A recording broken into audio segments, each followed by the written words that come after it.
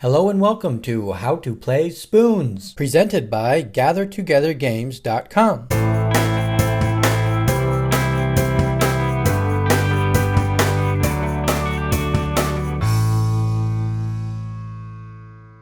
This video will cover all the aspects to the card game Spoons. Spoons is played with a standard 52 card deck and one less spoon than amount of players. Each player is dealt 4 cards, 1 card at a time. The remaining deck is placed next to the dealer. The spoons are set up in the middle of all players. The object of the game is to not be the only player without a spoon when the round ends.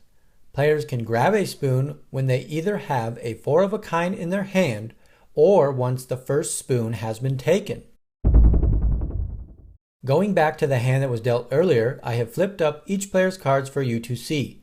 In an actual game, you will keep your cards hidden from the other players. The game begins with the dealer looking at the top card of the deck and either switching it with one of the cards in his hands or passing it face down on the table to his left. Once a card is passed left, the next player can pick up the card and either switches a card or passes it. At the same time, the dealer is looking at the next top card from the deck. Players pass cards as fast as they want, which will cause some backup of cards for some players. Players are only allowed to look at one card at a time.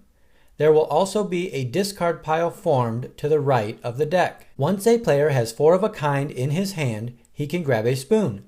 This can be done in any way, slow and sneaky, or quick and loud. Another player that notices a spoon has been taken can grab a spoon as well. One player will be left without a spoon at the end of the game. The player without a spoon is given a letter. Player 1 was left without a spoon in round 1 and gets an S. Once a player gets 6 letters that spell out spoons, he is out of the game. When a player is eliminated, remove one of the spoons from the middle. The last player left in the game wins.